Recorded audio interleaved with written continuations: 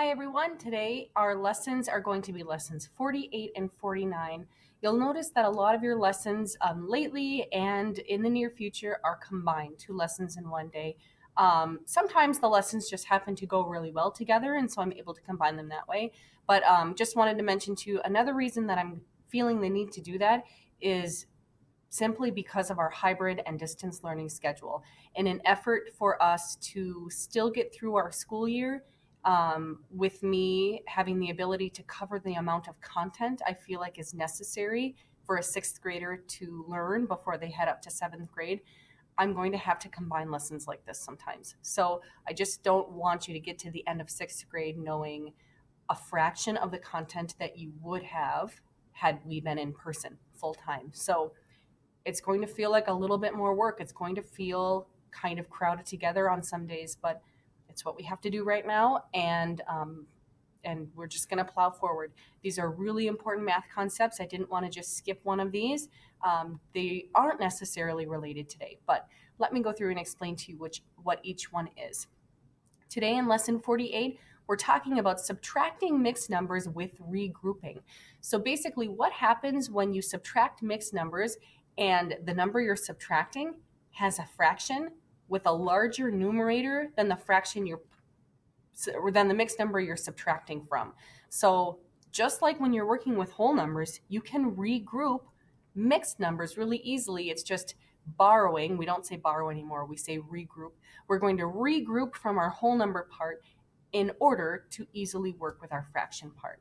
Then after looking at lesson 48, we're going to jump over to lesson 49, where we're going to practice dividing by a decimal number. So notice that word by. That means that our divisor, I lost connection there for a second. That means that our divisor, our number on the outside, is now going to have a decimal. There's just one step to keep in mind when you do that work, and I'll talk through that in just a few minutes. So our learning target for lesson 48 is regrouping to subtract mixed numbers with the same denominator. I'm just going to skim past these notes. These will be attached to your assignment in Google Classroom. This does a really nice job breaking down with a visual what it means to subtract mixed numbers when you need to regroup. Just for the sake of this video and so it doesn't get too long, I'm not going to go through those word by word, but I will talk through this first example. And actually, this is our only example in this slide, but I'm not going to just ask you to do this work without me demonstrating something. So I'm just going to walk through this step by step. We have subtract 5 1/3 minus 2 2/3. I'm just going to pause briefly to set this up vertically, and then I'll walk through the steps with you. All right, so what I've done here is just set up my problem vertically as if I'm ready to start doing this work. Like before, I'm just going to take a look. Are my denominators the same? Yes. I can go ahead and set up my fractional part. My denominator is going to stay the same as a 3. But now here's where our new skill of the day of regrouping comes into play. When I look at my numerators, I look and see I have 1 minus 2. And that's not going to work. 1 minus 2 isn't possible. But luckily, just like when working with whole numbers, I can easily regroup this. I'm going to borrow or regroup my whole number part, give some to my fraction part so that I can work with it. So I'm going to regroup my 5. I'm going to borrow from my 5. Now that becomes a 4. I've borrowed or regrouped one whole from there, and I need to give it to my fraction. I'm going to rewrite it over here. I'm going to rewrite it. So I've borrowed from here, and I need to give it over here. I'm going to borrow it to over here, regroup it. One whole can easily be written as a fraction. And since I'm working with fractions, that is the form I want to see it in. So instead of just writing one whole that I've borrowed from here, I'm going to write it in the form of a fraction. And this fraction in particular is working with a denominator of 3.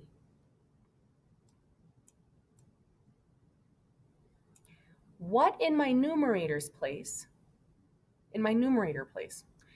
would make this fraction equal to 1? The answer would be 3. 3/3 is the same thing as 1 that we borrowed over. So we're borrowing 1. 3/3 is worth 1. Now I can literally rewrite this whole thing over here.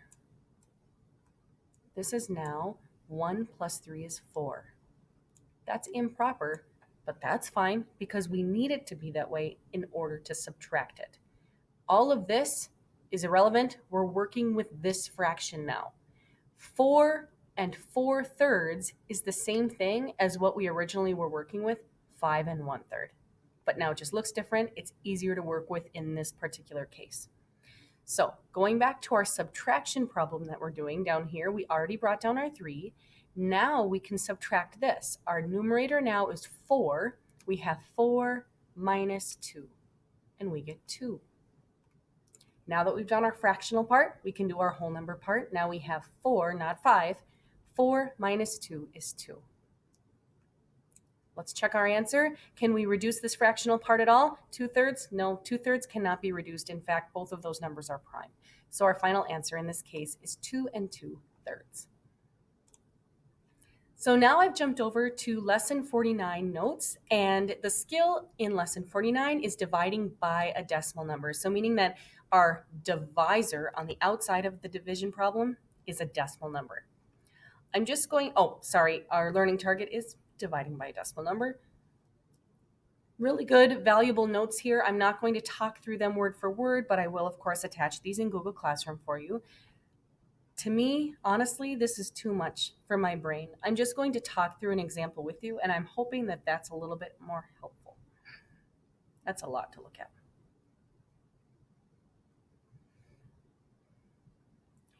The first example is set up like this, and this visually already proposes a little bit of a challenge because it's relying on the fact that you remember that when you see a problem set up like this, it's really just a division problem. It looks like a fraction, kind of, right? But when we see that, it really means just to divide. So when I'm looking at this, I'm really asking myself, we have 1 and 24 hundredths divided by 4 hundredths. I'm going to go ahead and set that up. One moment. So I've set this up as a traditional division problem. 1 and 24 hundredths divided by 4 hundredths. Our divisor right here on the outside has a decimal, and we have not done this work yet. We have where our dividend has a decimal, but because our divisor also has a decimal, there's a really, really important step that we must do before we can do any of this work. This problem is not workable until we do this one thing, and that is get rid of the decimal. We have to rewrite this problem by eliminating the decimal, basically, and then we can solve. And here's what I mean by that. Right now, this is where our decimal is. And when I say get rid of the decimal, I mean we need to bump this decimal as many places as we need to move it all the way to the end. So let's do that. In this case, we have 2 decimal places we need to bump to, oops, my camera's backwards. I need to bump to the right. I'm saying that. Here we go. There we go. I need to bump to the right in order to get rid of it. Whatever I do on the outside, I must do on the inside. So if I have bumped my decimal 2 times out here, I must do it here. 1, 2. And because I'm a visual person and I like things kind of neat in front of me to solve my math, I'm going to rewrite this problem to represent where the new decimal places are. Especially when you begin working with a problem with zeros in front like this, it's nice to get rid of those and just clean it up so all you're looking at is the 4. One moment.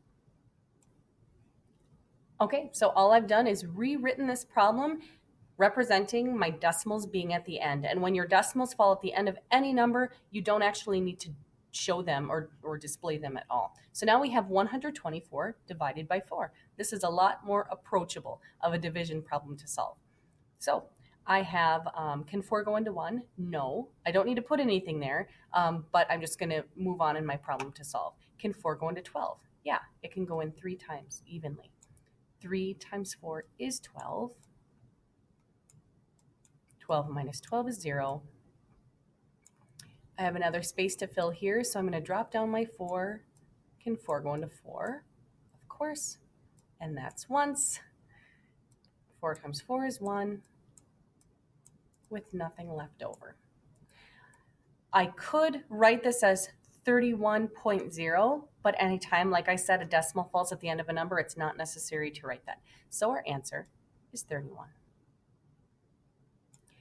Let's try one more example, and this is one that I would like you to pause your video and try on your own. Please divide. We have 1 and 44 hundredths divided by 6 tenths. Before you can do any of this work, remember you need to eliminate your decimal in your divisor out here and do the same on the inside. Unpause when you're ready to check my work. So I started by taking a look here at my divisor and determining how many bumps or how many spaces do I need to bump this decimal to get rid of it. And with the decimal being here, just one space. So I've gotten rid of the decimal. I've rewritten my divisor as just 6. But if I moved the decimal one place here, I must move it one place on the inside. So I also moved it one place on the inside, and I thought it was worth mentioning because this problem is a little bit different than the other problem in the fact that this dividend here still has a decimal visible. The other one didn't. So it just became a normal division problem. This one kept a decimal here. Lucky for us, you have already had a lesson on how to divide a decimal number by a whole number. You already know what to do.